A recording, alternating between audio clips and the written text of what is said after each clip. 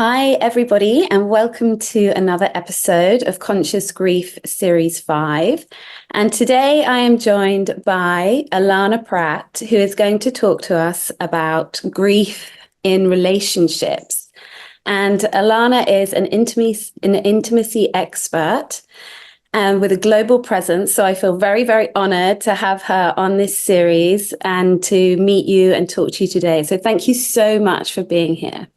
No, it's my absolute pleasure. I'm already in love with you. All the things we had in common, where we've lived, who we know, and whoever that anonymous person was who suggested you reach out to me. Thank you to them. And yeah, what an honor. Oh, thank you. And so many times when we hear the word grief, we think immediately, of a death of somebody. And actually, there's so much grief when it comes to relationships, whether it's a relationship that didn't work out, whether it's a divorce, maybe you're even in a relationship which you're like, this isn't what I hoped it would be. And you are grieving, as you said, the loss of a dream. So, in the work that you do, how are you sort of seeing grief and how people are dealing with that? Yeah, well, they're not. They come to me because they're not dealing with it. I think it really comes down to this ability to feel. It's so easy to feel joy and peace, but as soon as we get into the realm of those uncomfortable emotions, even anger is somehow easier to feel than grief. It's the sensation for me is a spiral into this deep, dark void that turns into suicidal ideations. What's the point of living? A lot of shame. What's wrong with me? What could I have done different? And it's really hard to be with it. Like we might dip our toe into it and it feels like hell. So where's that bottle of wine? Where's social media? Where's the next relationship? And we never actually sit with it. And what I help my clients with is the actual practice of feeling the unfeelable. And me being the banks of the river, so that they can surrender and feel something that they're convinced is going to swallow them up. And if they begin to feel it, they'll never stop feeling it. And the longer they resist it, the larger the experience of feeling it is. Sometimes people come to me, like I'll tell you a story, a couple actually, and their marriage was fine. But then as we got to know more, there was a drinking issue. And she was terrified of the divorce and living on her own with the kids. So she just kept bypassing and taking care of him and becoming the designated driver, etc. But it started to get so bad that when we really got to be truthful, she's like, I love him, but I think he loves alcohol more. Mm. And with love in her heart, she said, I love you and we're done. Mm. And you will not be able to have the kids unless you stop drinking. And it was a big deal. And it wasn't an ultimatum, but it was a line in the sand. And so he began to do work with me. So I've done coaching for 20 plus years, private group retreats. But in the last about a year and a half, I've added the use of psychedelic medicine to integrate level 4 trauma, not held in the mind, not held in the heart, but held in the body. Mm. That would make him not just drink socially, but drink to oblivion.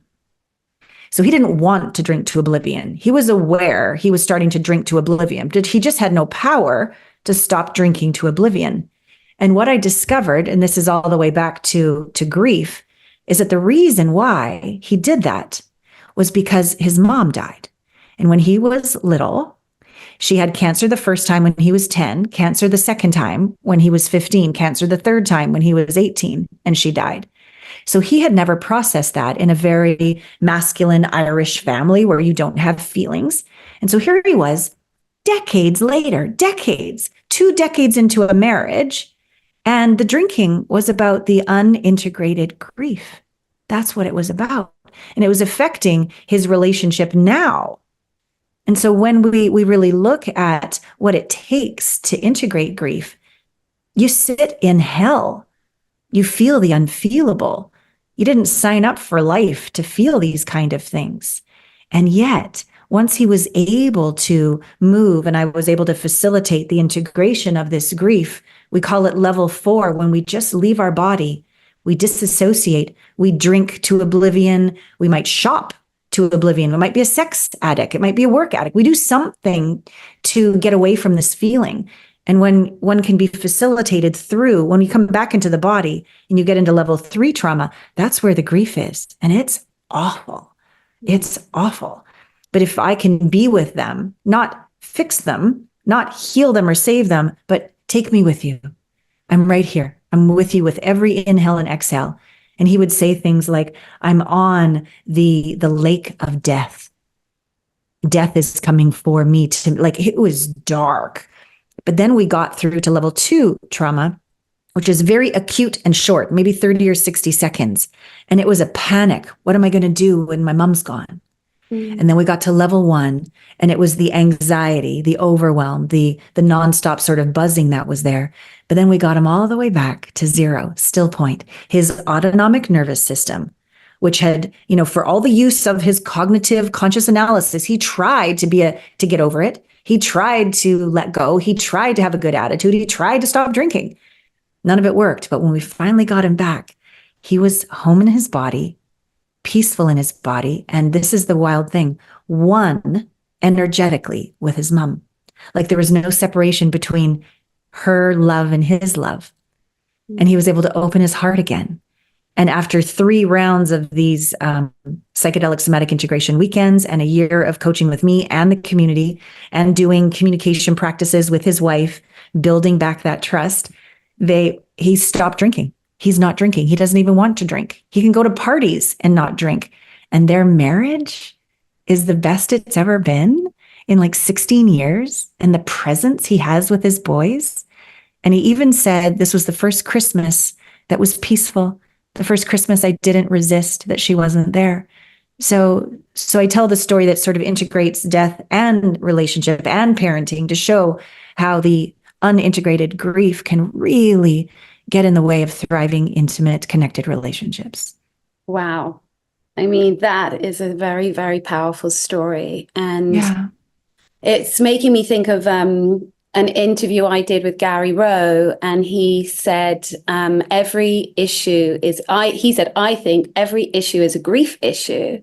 And it can be so true that we're not honoring these deep, dark, painful parts inside of us. And sometimes because, I'm an adult who was bereaved as a child, we think, oh, that's a really, really long time ago. I shouldn't be like upset about that. Like way more things have happened in my life. And a lot of people don't realize that, those things that happened a really, really long time ago are, in the way of our relationships now. Correct. They're still stored in the body. Who knew? Like we can have a great attitude. I see it like an iceberg, like our cognitive thoughts, beliefs, memories, good, affirmations, all of that. So it's super tippy top of the iceberg. But this huge iceberg beneath the surface, our subconscious is storing unintegrated grief. And it makes us disassociate. It makes us overreact. It makes us say, oh, yes, I'm definitely interested in a relationship, but you've got a full stop going on at the same time. So you start to date people who are emotionally unavailable, thank goodness, so you can break up with them so they'll never leave you and you'll never get grief again, says the body and the heart just trying to protect us. So if there's a pattern, either in your relationship or in your dating history, where you keep attracting these people that abuse you, let you down, aren't available, all these things. I know you're smart. You're not doing this on purpose. I know you're after a healthy relationship. So it's not you, your cognitive, conscious mind that's doing this. It is your subconscious that is actually loving you and trying to keep you safe and keep you not getting hurt again. And yet we all know, and you especially as an expert in this, in my analysis of life and all that I've studied, life is equal pain and pleasure. Right. Equal night and day. Gravity up and down, like it's equal. We can't know joy unless we've known pain. We can't forgive if we haven't been betrayed. And so the experience of being alive, all these things that we desire, I often think it's kind of funny. It's not like this, but I'm like, okay, I'm in heaven, God and the goddess. We've got scotch and cigars. We're hanging out. We're like, okay, I really want to live a life of joy and unapologetic expression. Well, we've got a sociopathic ex-husband for you. Here we go. Like, we'll send you down and give you this horrific father. And what, like, that's how we learn, is through going through these really difficult times. So to look upon yourself with compassion, that you're one brave. I forgot to ask, can I swear? Brave? Yeah. Okay, great. Okay. So you're like, you're one brave motherfucker to take on a life where someone's going to die, or you're going to get raped, or you're going to be betrayed, or horrific, bankrupt, like whatever's really hard. Doesn't mean you're a loser. It means you're strong beyond measure, brave beyond measure, if you stay in your body and do the work to integrate grief, sadness, betrayal, shame, guilt, terror, panic, all these things, and learn that your autonomic nervous system will come back to zero if you're facilitated professionally, successfully, and not trigger your therapist or trigger your facilitator, right? You want to be sure you choose somebody impeccable. Mm-hmm. But my goodness, coming home to peace in the body after feeling the amount of grief that made you want to like leave the planet, it's a sweet, sacred nectar of coming home. And it just allows every moment of life to be so much richer, so much more, not the thought of gratitude, but the feeling of it. And then the quality of relationship that you'll attract, and your awareness of what healthy is and what healthy's not, and your ability when there's a conflict to not bolt or blame, but lean in, open your heart. And even if you did bolt or did blame, clean it up, own it, and grow, right? Nobody's perfect, but this is a capacity, not a good attitude, a capacity that integrating your grief will give you to have even deeper intimacy moving forward. Yeah, totally. And just to backtrack a little bit, how did you yourself become a relationship expert, intimacy coach? Yeah, it's very funny because I was a total hot mess. I often say I'm definitely not a marriage expert because I've been divorced twice, and I don't even know if we want to say relationship expert because I've fucked up so many relationships. But intimacy, I'll own that because I'm willing to, into me, I'm willing to go inside and find all the little Allanas who are ashamed, terrified, panicked, self-hatred, self-loathing, all the things that are not, I don't want anyone to know that actually exist inside of me. So it was really my own inner work from my own wounds, divorces, death of my best friend when I grew up, my mother, all of this, that led me to figure out, I know I'm a good person. I know I'm not out to be evil, but why does this keep happening? So I'd say one of the first stories is when I was 16 out at the lake. We had a cabin in Canada where I'm from, and my two friends were supposed to come out that weekend, and only one of them arrived. And they would joke with me all the time. But she's like, no, James is dead. I'm like, stop, where is he? And then I saw her parents arrive, and I'm like, oh shit, this is real. And I was 16 at the time. And I remember I don't remember how I got from the cabin to the highway right beside our cabin, but I was running down the yellow line screaming no, thinking if I just kept screaming, it wouldn't be real. And then what's really wild is my dad, who was a drunk and an alcoholic drug abuser. I remember him walking down the yellow line thinking, oh shit, like the person I don't trust is coming towards me. But he took me by my shoulders and he shook me and he said, look, you're going to see your friend again. We live forever. Let's get off the highway.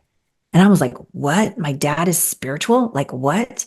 And it really began a new point of view, because our point of view creates our reality, right? So my point of view was I'd never see my friend again. And then my dad in one instant showed me a completely new point of view. And later that afternoon, my friends took me down to the provincial park to go bike riding to try to put me in a better mood. And we're coming home that evening. And in Canada, it stays light, very late. We're so high up. And there wasn't a cloud in the sky, but there were two rainbows right over my cabin as I was coming back from riding bikes. And I felt it was him, like a message, but I'm like, two rainbows. It must be a choice.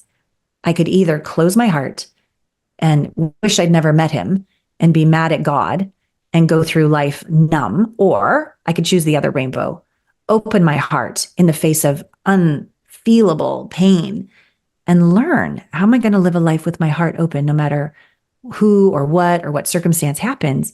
And that is the path I chose. So I feel it was a painful gift pretty young to learn about this. And that's been my path ever since. Heart open, intimacy. And then, a couple of divorces. And the last boyfriend was pleaded guilty for criminal assault. So it has not been a pretty journey. And I kept saying, what is wrong with me? What is wrong with me? And I've done all this work for, 2 decades. I did ayahuasca, 20 years ago. And I can leave and have oneness with all there is. And I can know better, but I couldn't integrate it into my body.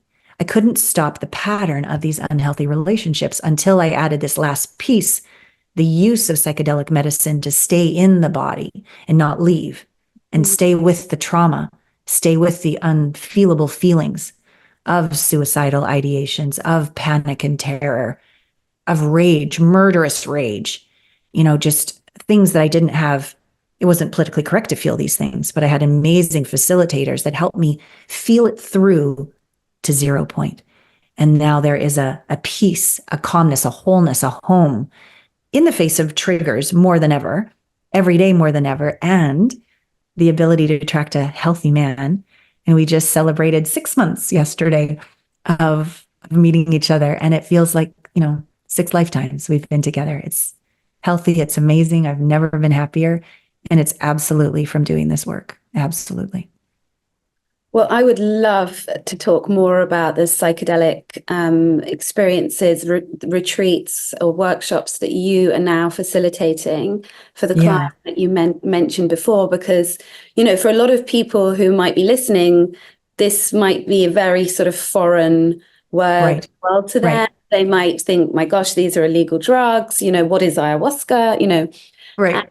And, this is happening. This is real. This is healing, and it's the future. Yes. So if you could share like how you are using this in your work, and are they one-on-one experiences? Are they group experiences? Yeah. There are a lot of wonderfully trained shamans and facilitators, and there's a lot of hooligans out there too. So be sure you do your research before you engage. I'm not drawn to lead anything group. I've attended those 20 years ago. They were great for the oneness of myself with the cosmos, but that didn't actually heal my relationship unhealthy patterns. So this particular use that I've done, been trained in, and do with my clients is definitely one-on-one.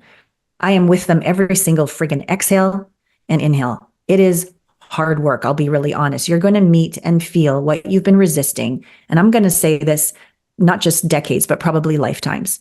I believe it gets lodged in our DNA and carried on to the next life, because what goes down in these journeys doesn't make any logical sense, that we were dragged through dungeons and all these different things. It's clearly a past life. But what I do is just one-on-one work. It's MDMA day 1, and it's cannabis day 2, and it's blindfolded. And it's a very low dose of medicine. You're not high. You don't leave. I'm talking to the person all the whole time. Where's the emotion? Where's the body sensation? Let's allow that.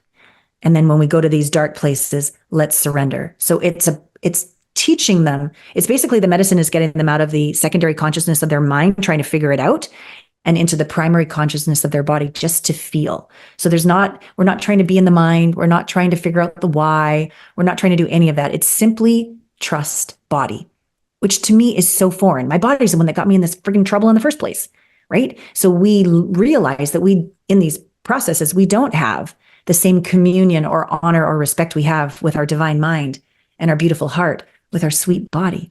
But we need to. The body, we all have heard body keeps the score, but also body brings us home. The body knows what it's doing. If we get out of the way and just allow these emotions and our autonomic nervous system to come home, it brings us home every single time. I've never had anything go sideways, ever. I've had things be intense, but my goodness, by the end of it all. And the awarenesses are different than studying something out of a book. There is a wisdom that your body, when integrated with body, mind, spirit, heart, soul, all of it, divine mind, when you get back to zero, when all of these essences within yourself line up, the wisdom, the knowing.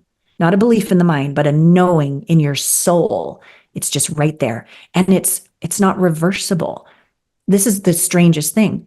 I thought, oh, well, I'll help them, but then I'll really need to be on them on their private sessions. I'll make sure they have to be on the group calls every week. No, it's like an elastic band. You stretch it, it won't come back all the way, and it keeps building on itself. So by the time I do these report of findings, I take copious notes, I record them on audio, and then I ask them in that 2-week period after the medicine, where you have the most neuroplasticity, to read through these report of findings again.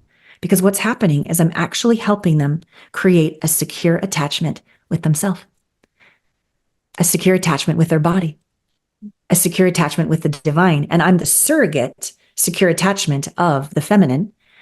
So a lot of men with mommy wounds, or that other gentleman who had lost his mother, or women who have been betrayed by their sister or sisters, right? Sometimes that wound is even worse than a man betraying you. Your girlfriend cheated on, you took your boyfriend from you. Sometimes that's the grief that's held against women. So I can be the bad cop, and I can be the one that's actually triggering them. And this new surrogate relationship of, oh, this is what it feels like in my body with a healthy, divine feminine who has my back, tender and fierce love all together. So it is the greatest privilege and honor. So yeah, it's all one-on-one. And I work with people for a year. And I believe that the adding in the private sessions in between the weekends and weekly group with people that are doing the same work, so you don't think you're crazy and everyone's evolving at different rates, so you'll make it. This combination, literally, we just had our first call of the year 2 weeks ago, and the level of success of people's relationship lives, getting through parents dying with ease and grace, supporting their children, new businesses, money out of nowhere, like just the gentleman saying this was the first holiday where I wasn't sad, missing my mom. I got to be present with my kids. Like that, those boys are having a different life because of the work their dad did. Like it's just mind blowing. So I love what I do, if you can't tell. Totally. Yeah, no, it's really profound and cutting edge. And I think Yes. Obviously people who, well, they could travel to the US and do it, but yeah, obviously it's going to be easier for people who are based in the US to come and do that kind of work with you, which is... Yeah, generally in a year, they'll come see me 3 times, and I travel around the States, and I'm going to Australia in July. I would just say that it's the rage. Psychedelics have come back again. It's the rage. Please be sure, whoever you work with, whether it's group work, that's not my jam, but it's wonderful for some people. I'm one-on-one. I want impeccable safety and nothing but. And you want to be sure that it's sort of like the strength of the banks of the river. If that's wobbly and they don't really know what they're doing and they haven't done their own work to integrate, as soon as your shit comes up, they'll get triggered. You're triggered on drugs. It's not going to go well, right? You could make it worse. So really do your research to be sure who's going to hold space for you. Your mind, your heart, and your body feels, yeah, I feel safe. And then do the work, because it is profound. But yeah, just honor yourself, because this is deep stuff, deep stuff. Yeah, it truly is. And I say that to people as well when they're looking for a therapist or, whoever to work with. You really need to have a feeling for that person and to feel safe and for it to be trustworthy, because we're in a safe community, all of that. Because we're letting people into our hearts, into our shadows. Yeah. And you don't want other people projecting their unhealed stuff onto you. So correct. Yeah, there's even unfortunate stories of people being raped when they're on medicine and these kind of journeys. So it's definitely something to not go for the shiny carrot, but to slow down and listen to your gut. I'll often say to women on dates, if it's somebody really hot with big biceps and a big wallet, go to the bathroom, sit in the toilet and talk to your vagina. Vagina, are we clenching? Or are we open? Because your body won't lie. So, yeah. I was thinking, just to shift gears a little bit, like going back to sort of sadly the breakup part of the relationship. Yeah. And it's, there are some relationships that we just have a hard time getting over, aren't there? And the ruminating of like, I wish I'd done this differently. If only I had said that, or, hadn't complained about this, and can go on for decades. Yeah. No, it can. Why is that? So why is that? Because people don't want to fucking feel. Mm-hmm. It's so easy to stay in the mind, ruminating and ruminating and ruminating. Like you dip your toe into the sorrow, the regret, what it feels like to be betrayed, to have betrayed yourself. That's the deepest. Mm-hmm. Whenever somebody's been betrayed, I work through that. And then I'm like, okay, you ready? Where did you betray yourself? Now let's feel through that. That's why people ruminate. It's so easy and simple. It doesn't take any bravery to ruminate in your mind all day. It takes bravery beyond measure to go in and feel through to the other side. Most people don't even know that if you feel the most horrendous feelings, they'll end. They just think if you feel them, it's just going to make it worse. So when you feel with the quantum psychology, somatic experiential process I've been trained in, when you feel a feeling, I'm with you. And I encourage them to feel it 10 out of 10, all of it, all the way through. It'll shift and change. It'll move into different areas of your body. It'll take us on a journey. But every single time, if they don't abort, if they don't disassociate, it'll take you home. It'll take you home to not just peace or calmness or wholeness in the body. It's wisdom. You didn't go through this for shits and giggles. You went through this to become stronger, more courageous, more surrendered, more compassionate, more empowered. You're going to be more something on the other side of it. That happened to grow you and to evolve you, not to just fuck with you. So when you are expertly facilitated through a feeling, as horrible as I betrayed myself, and the consequences are grim, if you can be held in that all the way through to the other side, you can literally embody the integration of the lesson, not just cognitively analyze the lesson. You can embody the lesson. It's the only way I could learn how to forgive myself and have humility. Mm-hmm. It's the only way I could realize life is eternal. Mm-hmm. It's the only way I could speak up and be the first in my generation, all my ancestors, to go to college, to get out of this kind of relationship, to leave my hometown, like whatever it is, the horrible things are for you, not just like a nice little spiritual saying. No, they're for your better health, relationships, money, writing that book, getting out of a town or a culture or a tribe, a very low vibrational tribe mentality, into a more global consciousness. Like it's happening for you. But to go through that on your own, to be the banks of your own river and the river at the same time, I personally can't do it. I mean, I do a lot of solo processing, but even today, after 25 years of doing this, I still have three coaches, because I need someone to surrender into. I need someone who can see my blind spot. I need someone who's like, Allana, there's more ascension. There's more to come through you. And I'm like, I'm scared. And they're there to help me move into this next place. Or I can't forgive myself.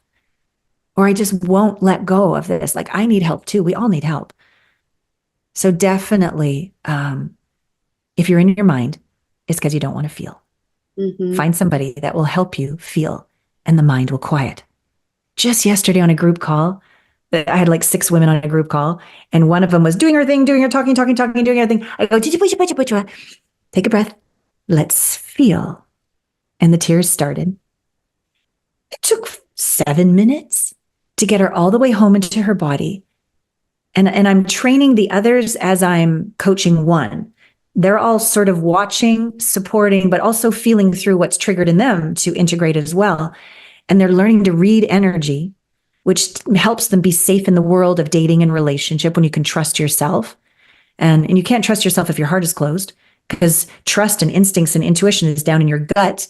And if your systems are closed down, you can't feel down there. So you're walking through life paralyzed, numb, spinning in your head. It's a horrible way to live. So anyways, I'm getting her through in a very short period of time. And I said, it's still, isn't it?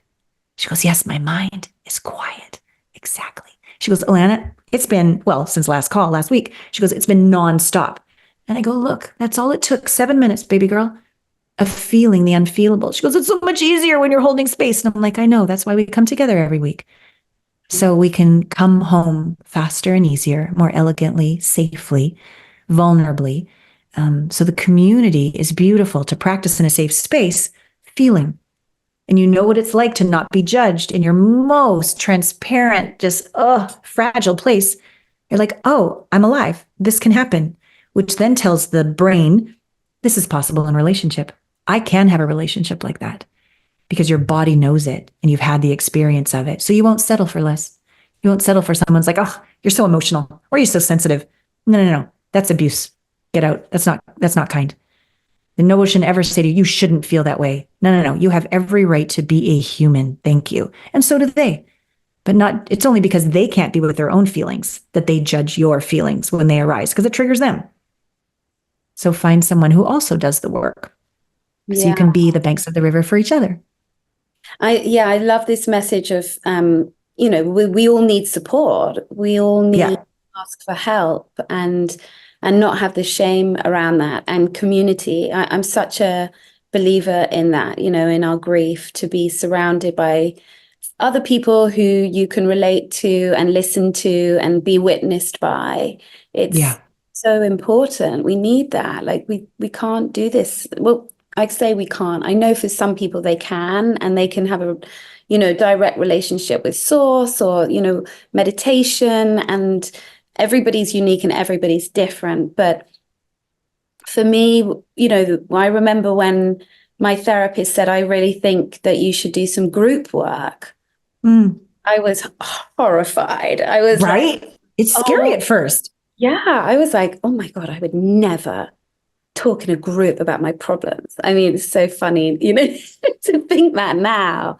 But it scared the life out of me then. Sure. And I used to not tell people I had therapy because, here I am in England. And back then it was like, oh my God, what's wrong with you? Yeah. Like shame. Yeah. And we've really come a long way since then, thankfully. Yeah.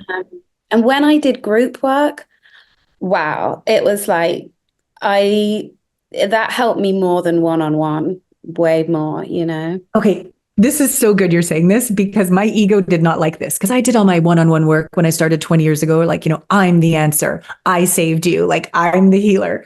And I was getting great results.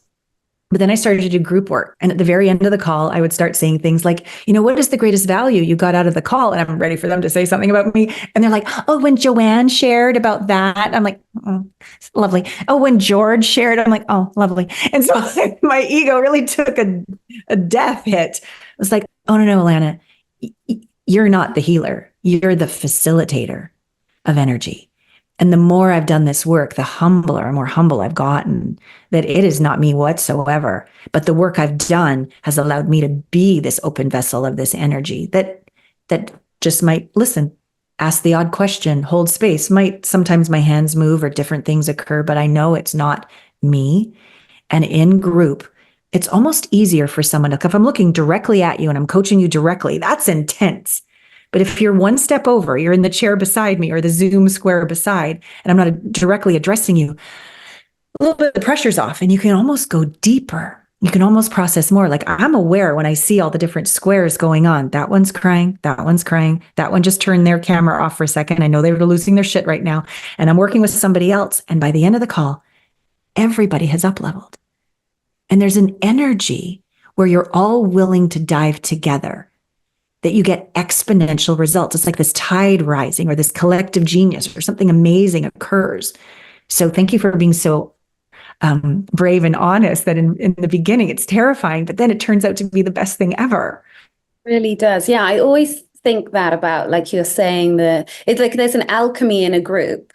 And like when I'm speaking to people about doing my group program, I say, I never know what the group's going to be. And they often come together at the last minute. And I think, whoa, is this going to work? And then as the weeks commence, we realize that there are people with these incredible similarities. Maybe two people adopted, or they had similar relationships with their mothers, or other wounds come forward, and you think, wow, these people are really meant to be in this group together. And I didn't know these things. It wasn't me.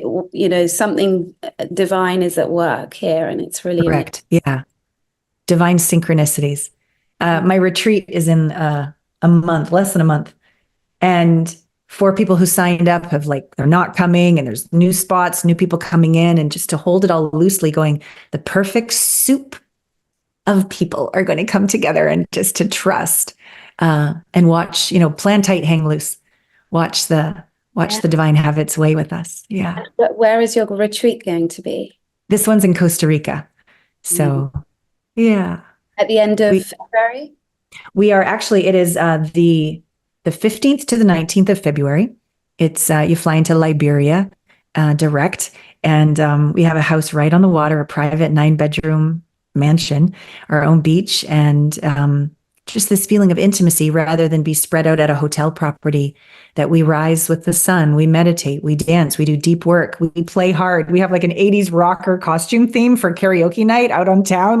We play hard, and we do the deep work. It's a beautiful balance of what it takes to live without apology, and to practice vulnerability, and to heal. People have met their beloved and fallen in love. They've been such a high vibration, they got on the plane on the ride home and met their beloved. There's been marriages that after 19 years, they've tried everything. This was the last thing they tried, and they broke through and got new wedding rings and new vows. It's a beautiful soup for people who really want to do the work. And the main thing I always say, even though my goal is that they have healthy relationships, it's never going to happen until you have that healthy relationship with yourself. Become the one, to find the one. So it's all about intimacy with self. Like I said before, being betrayed is awful, but betraying ourself, I think, is the deepest. And even when someone dies, did we say everything we wanted to say? Did we do everything we wanted to do? That's a betrayal of self. And can we be at peace with that? It's very, very deep work. And when we can look ourselves in the eye, our soul, hold our own soul, even though, cha-cha-cha, I love and accept you, and I will never leave you, even if you never change. That's unconditional love. Conditional love is, I love you when you clean up your act and you stop being so sad all the time. I'll love you. Right? No, that's not that's conditional love. But when you can literally, and mirror work is powerful, sit in the mirror and look at yourself and say, I love you as a hot mess, and I will forever, even if you never change. Something inside of us goes, really? I don't have to change? I can be loved the way I am? And then instantly, it's not me, it's grace, magic. Something occurs, alchemy, where that part of us that's separate comes home. And there's an inner communion, an integration. And no one and nothing can take that away from you. And it only happened because of the betrayal, that you get to know this sense of oneness with yourself. And then shazam, you're one with everything, a direct experience with your true nature and the cosmos. And yeah, it makes me cry. When I can facilitate that for somebody, it's priceless. Yeah. I too was welling up when you were speaking. It's really, really powerful stuff. Yeah. It is. It's beautiful. Yeah, it is. It's an honor and a privilege. Yeah. Allana, at the end of the interviews, because this is called Conscious Grief, I like to ask the speakers who I interview, how would you define the term conscious grieving? I love this, that you even put it together. I love putting 2 words together all the time, like sacred, sexy. So conscious grief. It allows you to look through the eyes. To me, consciousness is when we look through the eyes of the divine at a situation. So we can look through grief with our heart closed, or we could look through grief through the eyes of consciousness itself and see the beauty that, what is it? The Kahil Gibran, the prophet, something along the lines of, the deeper the well of sorrow, the deeper I can fill it with joy. And so grief is carving so horrendously unspeakable pain in our deepest hearts so that we can have it be filled with joy. And not happy, excited. No, joy. It's different. It's quieter. It's the way the sun rises and kisses your cheek. It's the way you feel when you hear kids laughing. It's the ability to stay open to love, even after having lost it. Yeah. Yeah, so important. I love that definition. Thank you so much. Thank you for asking. Lastly, you have a free gift for people so that they can keep in touch and know more about your work. I don't know if you want to introduce that. Sure, sure. Yeah, on my website, which I don't know when this will come up, where we have a new website brewing behind the scenes. But regardless, the complimentary invitation is an intimacy assessment. And so you take this test and you go, oh, where is my blind spot? If I could have seen it, I would have figured it out. So this is an intimacy blind spot assessment, that what is in the way of that next level of depth of intimacy, love, and connection with myself, with my body, with the divine. And most people come to me because they want that with their beloved. And so that's a complimentary assessment on our site. There's lots of other complimentary things, and a YouTube channel and a podcast. It'd be lovely to have you on. Lots of resources for people. And if they'd like to contact me directly, there's a way to have an intimacy breakthrough experience one-on-one call with me to talk about the possibility of working together. Amazing. Well, this has just been such a joy as well. So thank you very, very much for being here, Allana, and for the work that you do. And I'm definitely going to do your blind spot quiz too. I need that. So yeah. Oh, thank you. Thank you. I look forward to meeting you in person one day. Thank you for having me. Thank you for everyone who's been watching or listening. Lots of love. Bye.